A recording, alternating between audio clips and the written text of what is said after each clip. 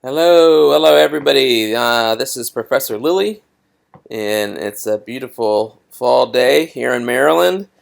And I hope it's a beautiful fall day wherever you are in Europe. This semester, at least for this section, uh, everybody's in Europe somewhere. So yeah, it should be a wonderful fall season for all of you.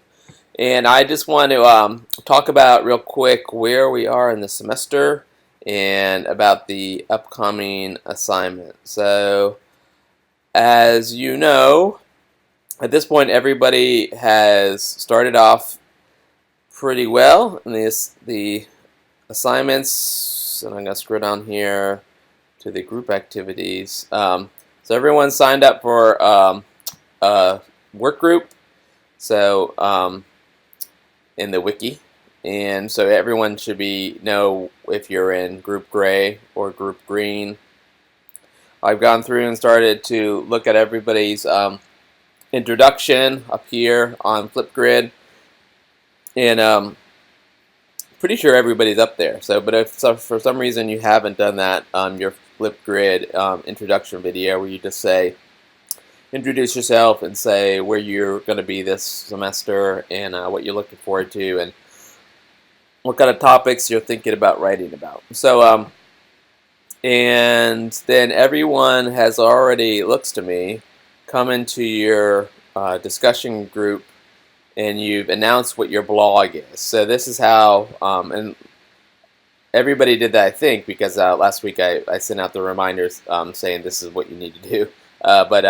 But yeah, so this is how I get to know what your blog URL is, and so I can go and start looking at it, and then eventually start reading your blog articles. And this is also how your group members will know what your blog URL is, which will be important, not right now, but in late October, early November, they will be doing critiques of your writing on your blog, so therefore they need to be able to figure out how to get to your blog, and so they should just come here.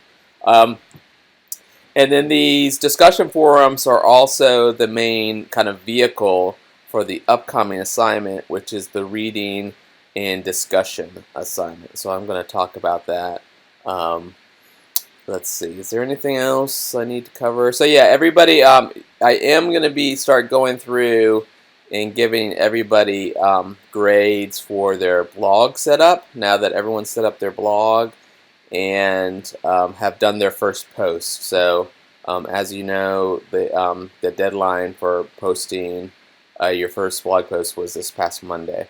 And the rubric looks like this.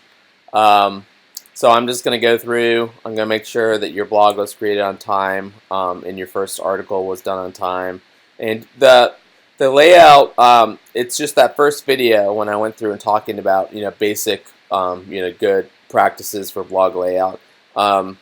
It's not really rocket science, but it is just thinking about, what type of layout you want, making it look good, making sure you set up an about page so that anyone comes, these are all public blogs. So with the about page, you're kind of telling, who you are and what you're going to be writing about in general, being abroad. And when I come through here, as soon as I hit submit, then it should send you an email and it will tell you your grade. So if there is something I want you to work on your template, then I would type it in here and it will send that feedback. All right. So that should be coming along to all of you in the next few days or week. So yeah, so if you look at the deadlines here, so we're good for the first few weeks. That's all done. So now, remember that the main activity for the whole course is for you to be writing. So doing blog posts. And so continue to do that. If you have a upcoming side trip, then write about that. If you are kind of starting to explore the town that you're living in, and there's like an interesting market district or a restaurant district, then write about an experience going down there with your new friends that you're making. If there's a particular aspect of the culture where you're in the area that you're staying, then you can write about that. Side trips. There's millions of things to write about, and we're going to continue to talk about trying to brainstorm for topics. So continue. That's the ongoing assignment. Now you've done the first one, and notice that the deadline for posting the first 5 blog posts is basically a month from now. So you've done one.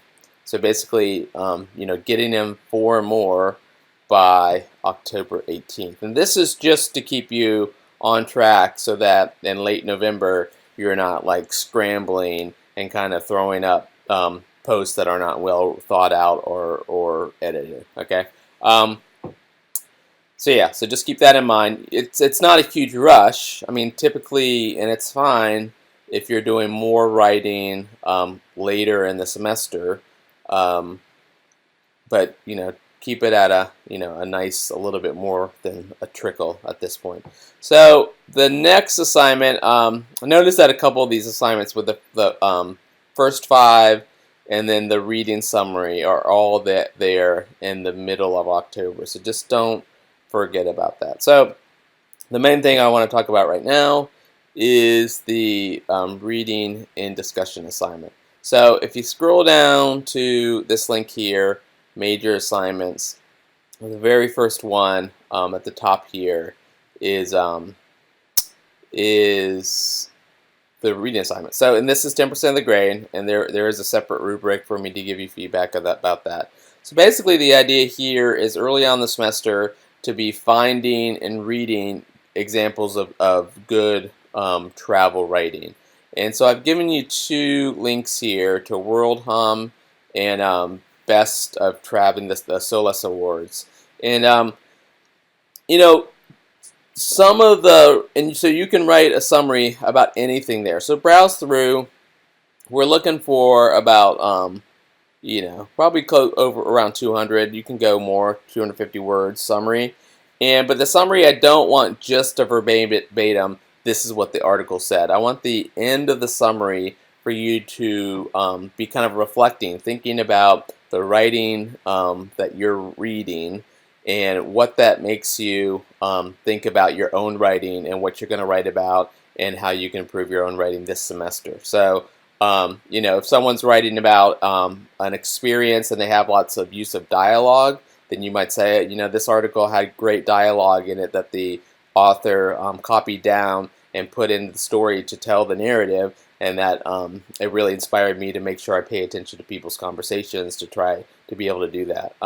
Or if a particular article touches on a really sensitive subject and you were really impressed with how it the treatment it gave to that sensitive subject, then you can mention that and how that kind of makes you want to tackle hard subjects. Whatever it is, but we're not just, I'm not looking for just a rote summary, but I really want you to be thinking critically of your own writing and how this particular article, this story that you just read, is kind of encouraging you to do this or that or think in a critical way about your own writing. Okay, so I want it to be reflective. So even as much as half of the summary could be more of that reflective aspect. Okay, so we're looking for 10 total summaries. Okay, and I've added a little caveat here at the end. Okay, is that I want some of these summaries to be of a blog or a writer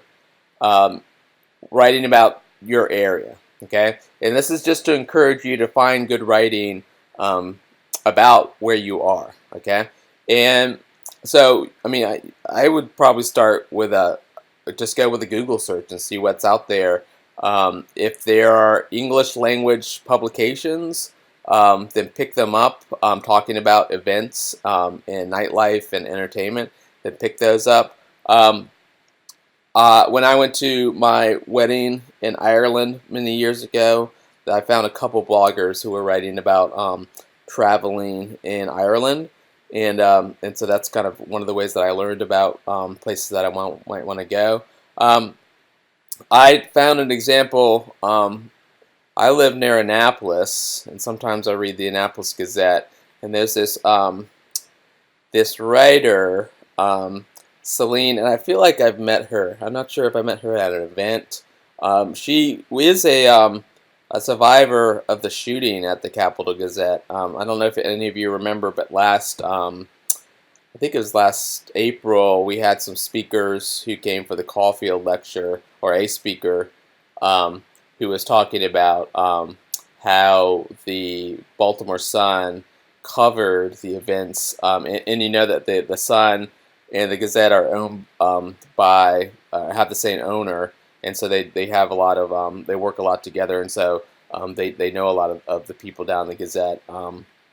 But that's just a side note. But she writes a lot about entertainment, and so if you look here about some of her articles, granted, so I mean the type of writing she's doing is a more formal journalism, and typically kind of entertainment type writing and feature type writings do have a little bit more opinion. They're more subjective than typical news stories. She's probably writing in a little bit more, typical journalistic feature story type aspect than some of you in your travel writing can be a little bit more informal and experimental, or trying to achieve different things with narrative and description in your articles, and you're doing a kind of a wider range of different types of articles this semester. But anyway, I mean, this is just an example of what you might want to try to find if there's a English language newspaper in your area, or I'm sure there's more than one, writing about your town or the part of the country that you're in, then you can go to that newspaper's website and find someone who's writing about features for entertainment and travel. Like she's writing about some of the restaurants, and then she has a guide here for things to do in and around the county, like the fair and things like that, and things to do in the fall in this area. I mean, some of her articles here are typical news, but others are about events that she's going to. So it doesn't necessarily have to be a quote unquote blogger, but someone writing about travel and entertainment and things like that can be what you find. So I want you to follow one blogger or travel writer, and so your reading summaries could be more. I don't want them all to be about that blogger, but you could have half of them, like 5 of the articles that you could read could be from that travel writer that you found, and then the other ones could be from this category A, from World Hum and the Celeste Awards. Okay, so that's the reading summaries. You have to do 10 of them, and this is I have seen examples where I'm pretty sure students did it all in one day and night, and I don't think it just comes out as well. So just start the reading now. Take it more at a more casual pace, and that I think gives you more time to reflect on what is good travel writing, and how are you going to go about doing your travel writing. Also, just take note on the range of topics, because there's so many different possible things that you can write about that still is travel writing or travel reporting. So then the second aspect of that is coming through and discussing it. Okay, so you might ask, well, Professor Lilly, where do you want these summaries to go? Okay, so the summary should go in your discussion forum. So if you're in Group Gray, you would come in here, if you're Sarah or Charlie, and you just create a new discussion topic and call it Reading Summaries. And I would appreciate it if you put them all in one post or maybe 2 posts. So you could say, here are my first 5 reading summaries, create a new topic, and paste them in there. Okay, don't attach a Word document just because that adds extra layers of what the readers have to do. So just come in here, create the topic, paste them from Word, so you have 5 or 10, depending on how many you want to put in that one. When you do it, at the very top, you should have a so I just had to I ran out of recording room, so I'm starting a second video that I'm going to combine the other with. But anyway, I wanted to show you what it should look like. So this is another student from last time I taught it. So she pasted in her summary here. I want you to include the title and the author's name and link it so that myself or your discussion group members can click on that and they could look at the article themselves. Okay, so do that at the top, and then she's just numbering them for me so that I can see which ones. And she just did 2 here.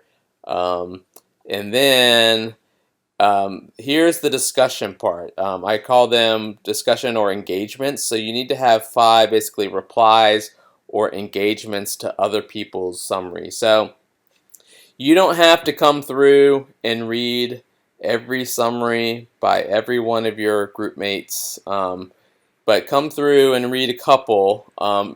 You should be, yeah, a few of them.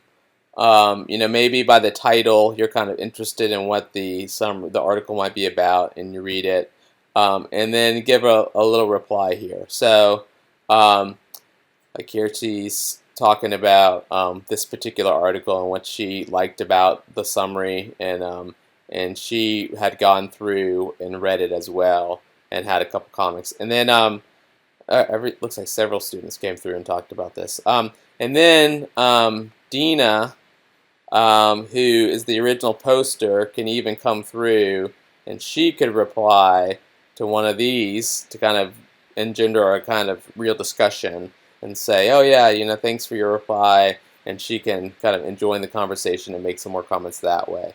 And that would also count as an engagement. Okay, so that's what I'm talking about in terms of the discussion aspect. You post your summaries, and then you start reading other people's summaries and replying to them in the discussion board. So eventually you're going to have a lot more stuff going on here in your discussion forum once people start posting their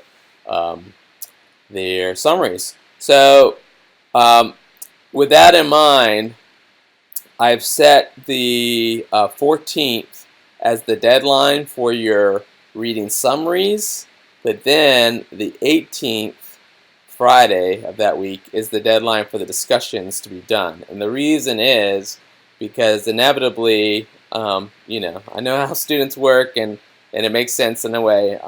Most of you are not going to be posting on the discussion forum your summaries until close to the 14th, if not on the 14th, which doesn't give time to then go ahead on the same day and finish up your discussion. So everybody, the deadline is for the summaries to be up there on the discussion board Monday the 14th, but then you have 4 more days or a week or work week to then start having the discussions, reading other people's summaries and replying and engaging them and having that discussion. Okay, so a few more days for that to happen. And then I'll come through and I'll just be looking at people's summaries and the discussions, and there'll be a grade associated with that. Okay, so that's in terms of the deadlines. I mean, that's basically it for October. And then I will be doing another post in October talking about the critiques.